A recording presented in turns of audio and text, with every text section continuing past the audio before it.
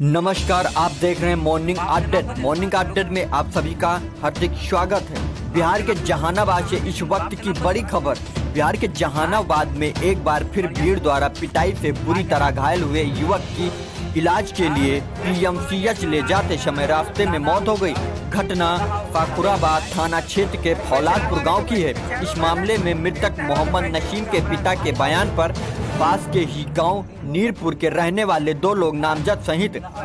इस कच्छ गांव के कई लोगों ने विरुद्ध फाखुराबाद थाना देर रात मामला दर्ज कराया। स्थानीय लोगों ने बताया कि मोहम्मद नसीम प्रतिदिन अहले सुबह दौड़ने के लिए घर से निकल जाता था, परंतु 29 सितंबर को इस काचक गांव के 8-10 युवक ने एक महिला से प्रेम प्रसंग की बात कहते हुए उसकी जमकर पिटाई कर दी। पिटाई से घायल युवक का स्थानीय स्तर पर इलाज किया जा रहा था, लेकिन 3 अक्टूबर को ज्यादा तबीयत खराब होने पर डॉक्टरों ने उसे पीएमसीएच रेफर कर दिया, परंतु पीएमसीएच पहुंचने से पहले ही मोहम्मद नसीम की मौत हो गई। परिजनों द्वारा सूचना दिए जाने पर मृतक के गांव पहुंची पुलिस ने छानबीन शुरू कर दी है। हालांकि जमाई प्लस जी इसमें कल शाम में लगभग 8 साढ़े 8 बजे के आसपास हम लोगों को सूचना मिली कि कोई एक व्यक्ति है जिनकी पिटाई हुई थी 3-4 दिन में और बाद में उनकी स्थिति बिगड़ी और इलाज के क्रम में उनको रेफर किया गया पटना के लिए और रास्ते में जाते समय ही रास्ते में उन्होंने दम तोड़। जब डेड बॉडी वापस जहानाबाद आई उस समय हम लोगों को सूचना प्राप्त हुई। पूर्व में जो पिटाई हुई थी या जो भी इशू था उसके रिगार्डिंग हम लोगों को कुछ भी पता नहीं चला था, तो हम लोगों ने तत्काल ही पता करने के लिए सारे चैनल्स को एक्टिवेट किया। हमारे SDPO, ASP ops, ASP headquarter और सिविल साइड से एसडीओ, एससीओ सारे लोगों को हम लोगों ने इसमें लगाया।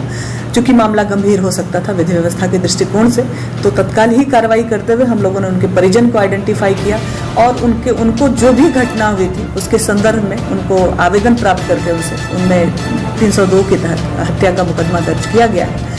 और आवेदन में 2 लोगों को नामित करते हुए अन्य अज्ञात करके एक केस किया गया है, जो कि सकुराबाद थाने में केस रात में दर्ज किया गया है। कांड में जिन लड़कों को आरोपित किया गया है उसमें से एक व्यक्ति को हम लोगों ने गिरफ्तार किया है रांची में और उन्हीं के बयान पे जो अरेस्टेड थे उनके कन्फेशनल स्टेटमेंट के आधार पर 2 अन्य लोगों को भी हिरासत में लिया गया है, उनको भी पूछताछ की जा रही है। पूरे अब तक जितना इन्वेस्टिगेशन हम लोग कर पाए हैं उसके आधार पर ये लगता है कि जो इशाकचक गांव में एक महिला है जो शादीशुदा है, उनके पति बाहर थे और 2 बच्चों की मां हैं वो,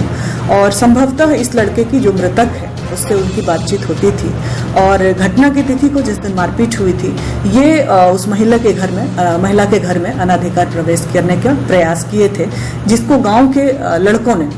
देखा था और बीच बचाव के क्रम में 4-5 लड़के उसको लेकर गए थे और उसके साथ मारपीट की थी।